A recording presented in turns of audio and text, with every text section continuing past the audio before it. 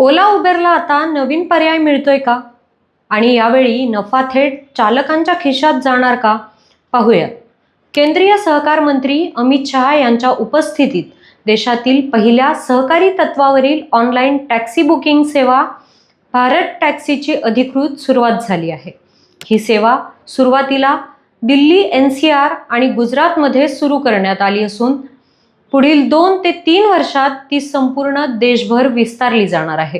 Bharat taxi ही multi-state cooperative societies act 2002 अंतर्गत नोंदणीकृत असून 6 जून 2025 रोजी तिची स्थापना झाली आहे. या प्लॅटफॉर्मवर कार, रिक्षा आणि दुचाकी नोंदणी करता येणार आहे.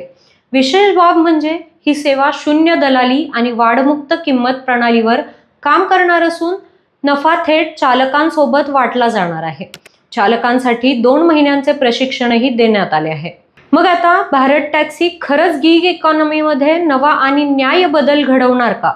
भारत टॅक्सीला किती प्रतिसाद मिळणार यावर तुम्हाला काय वाटतं? कमेंट करून नक्की सांगा आणि फॉलो करा न्यूज डॉट्सला.